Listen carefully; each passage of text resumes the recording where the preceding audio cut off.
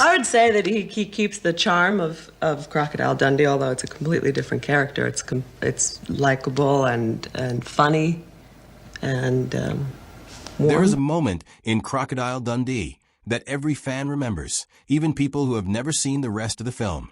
A young woman crouches at the edge of a muddy waterhole, dips her canteen into the water, and in an instant a crocodile explodes out of the surface and clamps its jaws around the strap around her neck. She is yanked backward, gasping, until Mick Dundee steps in at the last possible second and saves her life. Audiences screamed, then laughed, then applauded, because that is exactly how a Hollywood adventure comedy is supposed to work. Tension, rescue, relief.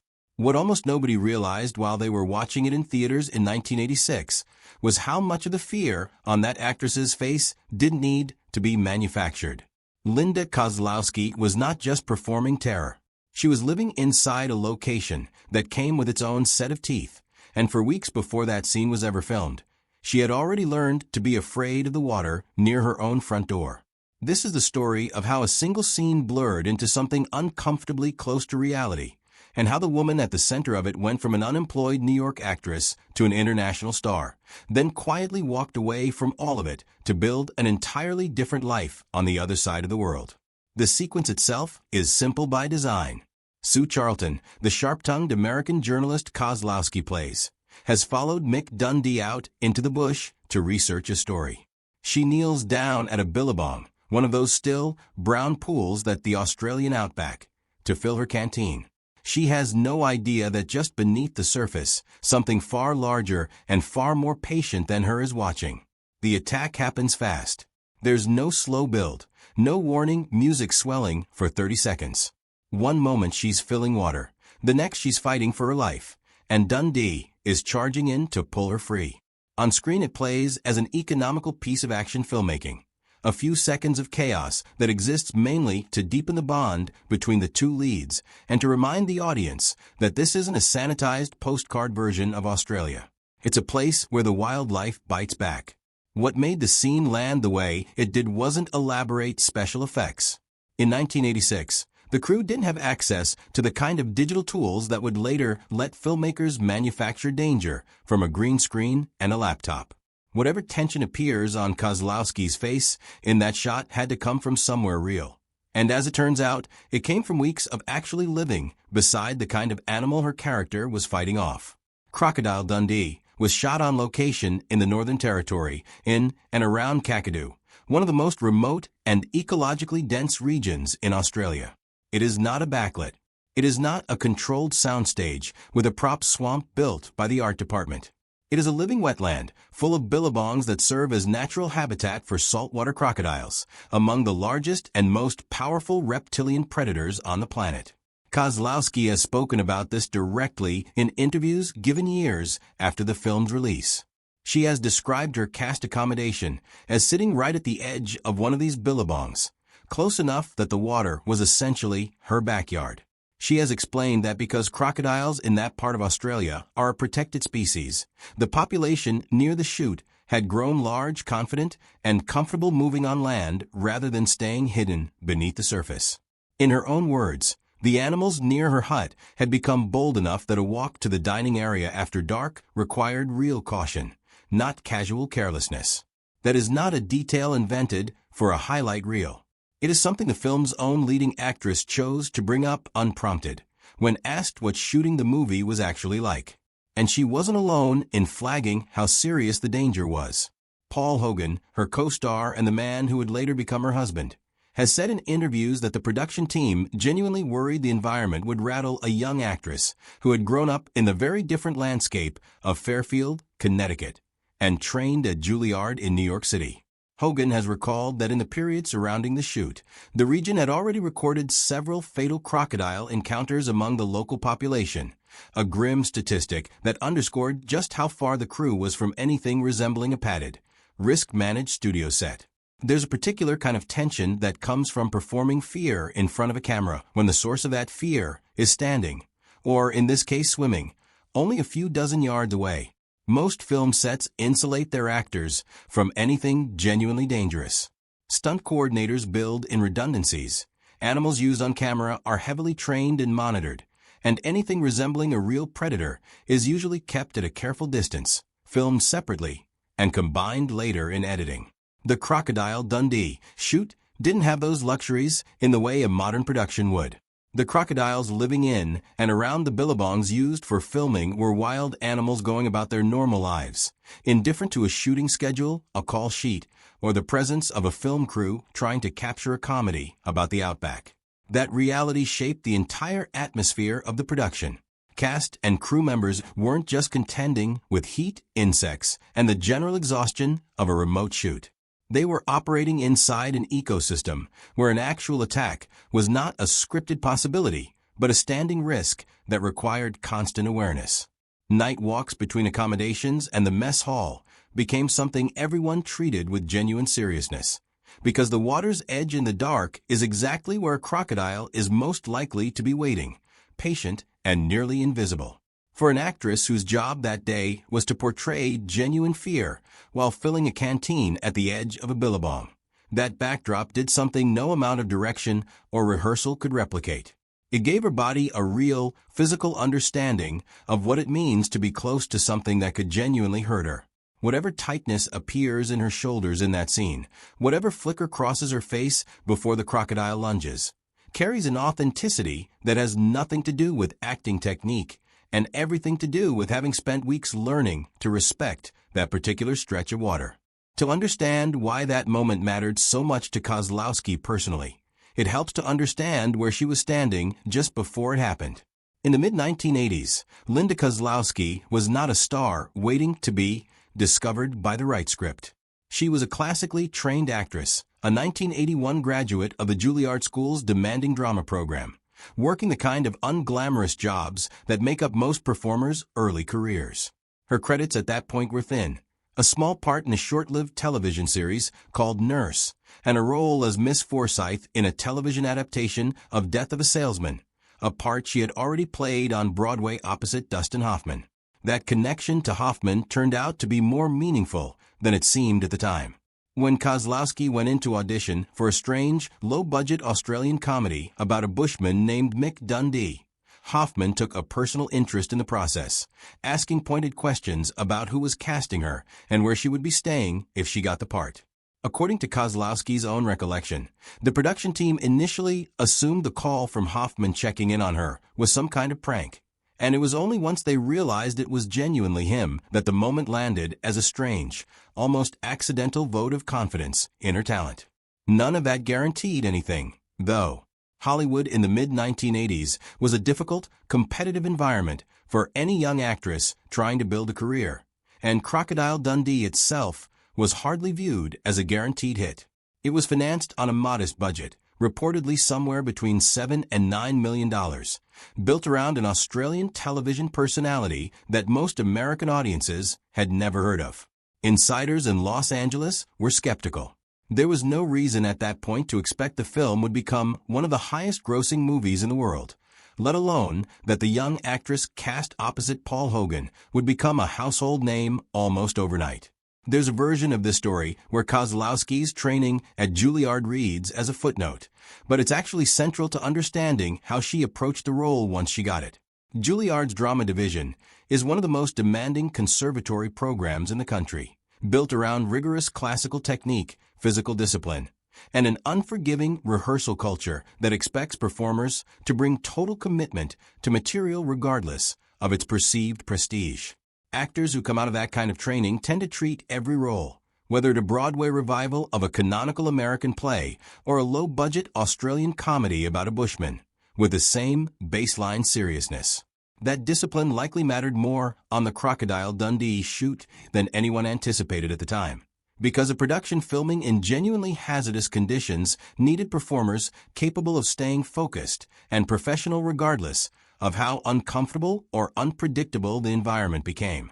It's also worth remembering just how precarious Kozlowski's financial and professional situation was in the period right before she landed the role.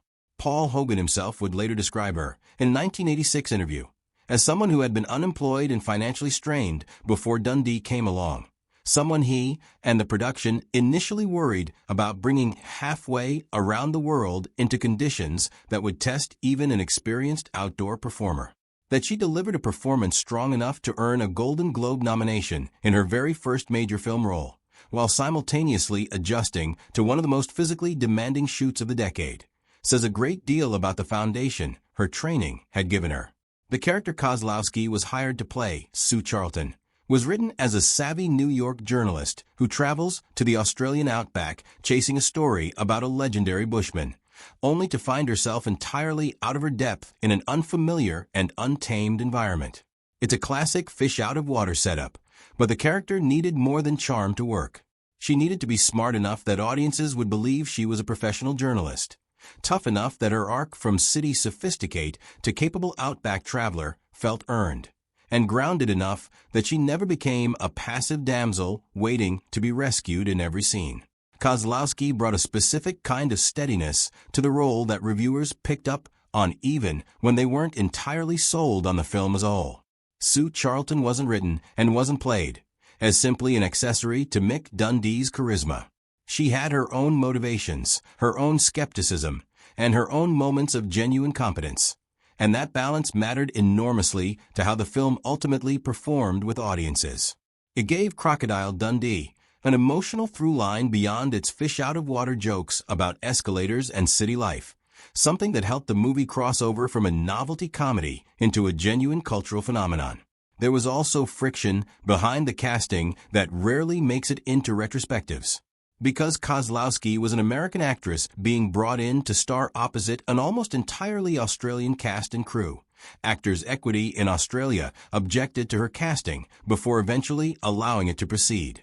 It's a small footnote, but it underscores just how unusual her position was on that set from day one. She wasn't just a newcomer navigating a demanding location shoot. She was an outsider in more than one sense, an American brought into a distinctly Australian production, expected to hold her own against a leading man who was already a beloved figure in his home country.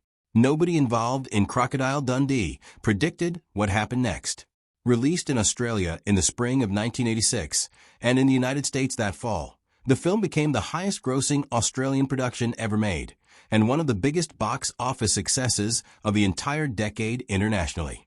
Estimates place its worldwide gross well north of $200 million, a staggering return on a budget that had started out well under $10 million. Paul Hogan became an instantly recognizable figure across the globe, and Kozlowski, who had been essentially unemployed a year earlier, suddenly found herself the female lead of one of the defining hits of the era, nominated for a Golden Globe for her performance. It is worth pausing on how unlikely that trajectory actually was. Most actresses spend years, sometimes entire careers, waiting for a breakout role that never comes. Kozlowski went from struggling to book steady work to starring in a global blockbuster within the span of a single project, filmed in one of the most physically demanding environments a production can choose. That kind of compressed transformation tends to come with its own kind of whiplash, and by all accounts, Kozlowski approached it with more caution than triumphalism. She understood, even in the early rush of attention, how quickly an industry built on novelty can turn on performers who become identified too closely with a single breakout role. That instinct would prove prescient. But in the immediate aftermath of the film's release, what mattered most was that a modest production shot largely in the Australian bush, in conditions few Hollywood productions would have tolerated, had turned into one of the most beloved comedies of its generation, and had done it in large part because its two leads had genuine, believable chemistry that audiences could feel even through the screen. It's worth pausing to consider just how unusual Crocodile Dundee's success actually was within the context of mid-1980s Hollywood. The industry at the time was dominated by big-budget studio productions, established franchises, and movie stars whose box office pull was already proven. A modest Australian production, financed in part through local tax incentives, built around a television personality unknown outside his home country, and paired with a New York stage actress with almost no film credits to her name, had none of the ingredients studios typically relied on to greenlight a hit. Yet it became the highest-grossing Australian film ever made at the time, and one of the very few non-American productions to become a genuine box office phenomenon in the United States. Part of what made that success possible was the specificity of the film's setting, and the sense that audiences were being shown something authentic rather than a studio's idea of what the Australian outback might look like. That authenticity wasn't an accident. It came directly from the decision to actually shoot in the environment the story was set in, rather than recreating it on a controlled set somewhere closer to civilization. Every hazard that came with that choice, the heat, the isolation, the wildlife, also became part of what gave the finished film its texture. Audiences could sense, even without knowing the specifics, that they weren't watching something manufactured on a soundstage. That authenticity extended to the performances themselves. Critics of the era were often lukewarm on the film script, and reviews frequently noted that the central relationship between Hogan's and Kozlowski's characters didn't always generate the sparks the story needed.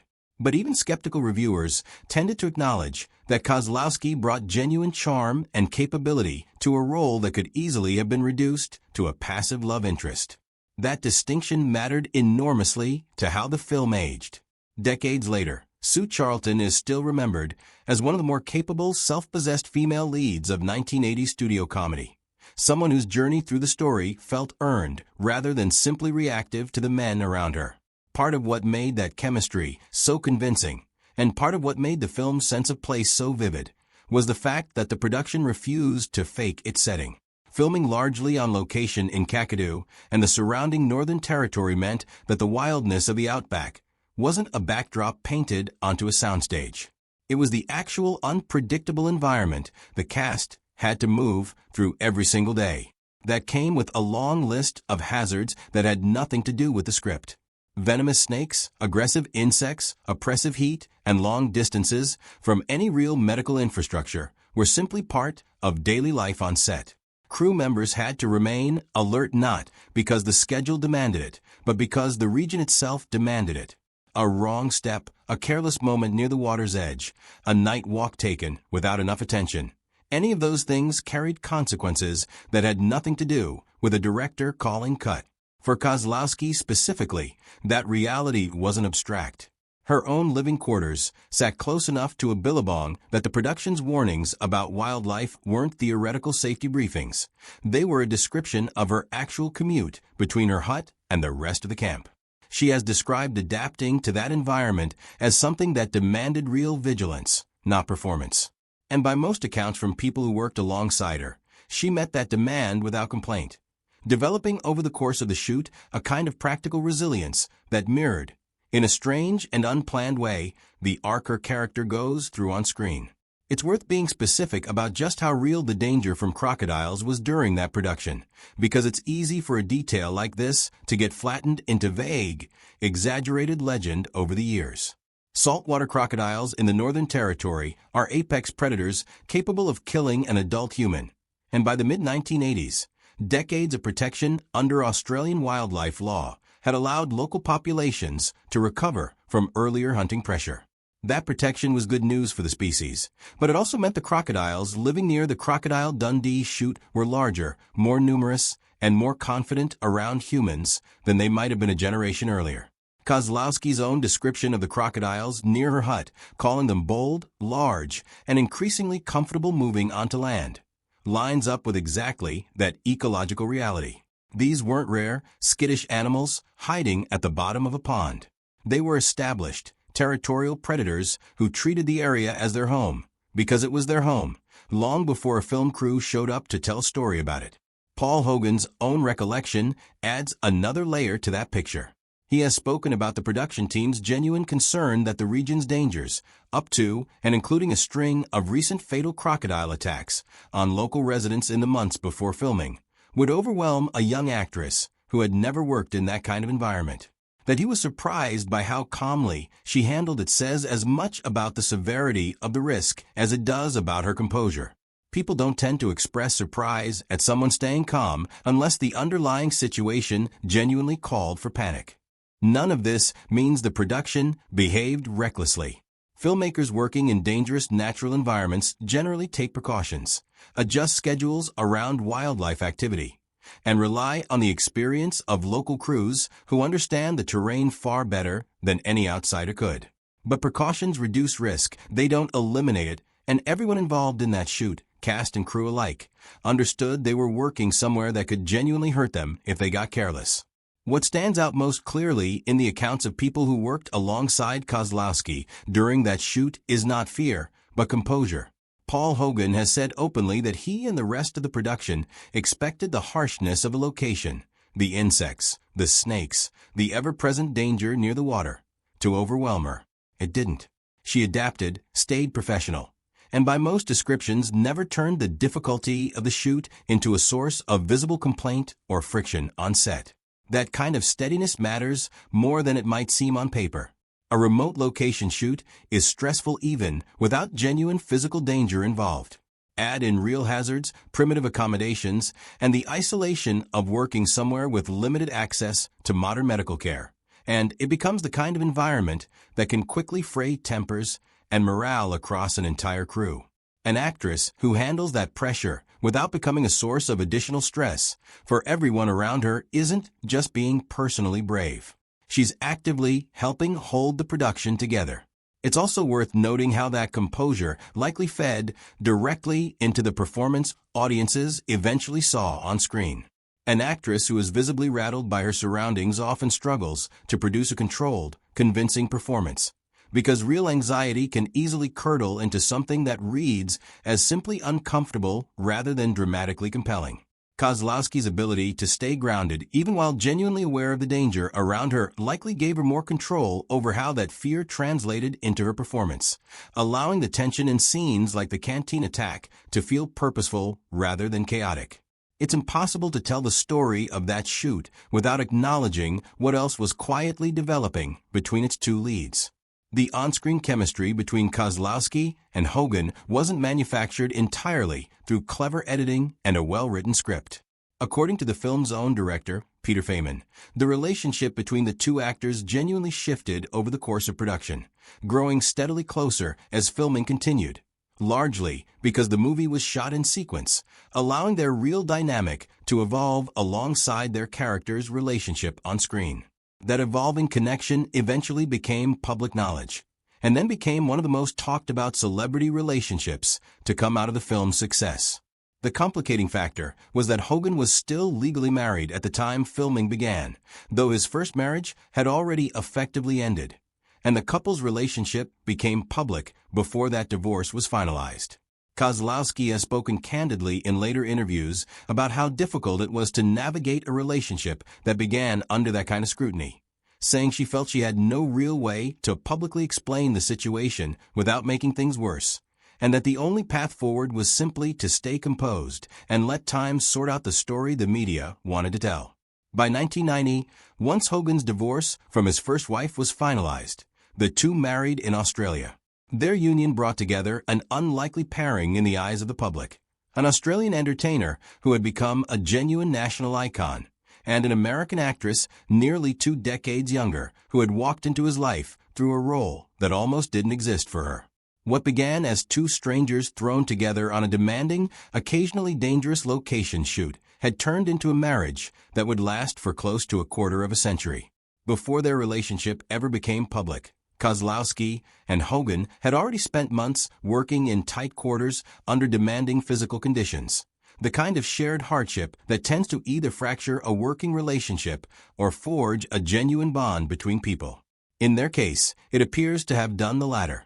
But once word of their romance reached the press, particularly in Australia, where Hogan's celebrity status made him one of the country's most closely watched public figures, the two found themselves navigating an entirely different kind of pressure than anything the shoot itself had prepared them for. Tabloid interest in the relationship was intense almost from the start, fueled by the fact that Hogan had been married for years and had 5 children from that first marriage. Reports from the period describe reporters tracking the couple's movements closely, including widely circulated accounts of their behavior on a transatlantic flight not long after their relationship became public knowledge. That kind of scrutiny is difficult for anyone to manage gracefully, and it was made more complicated by the fact that Hogan's divorce from his first wife hadn't yet been finalized when the relationship became public.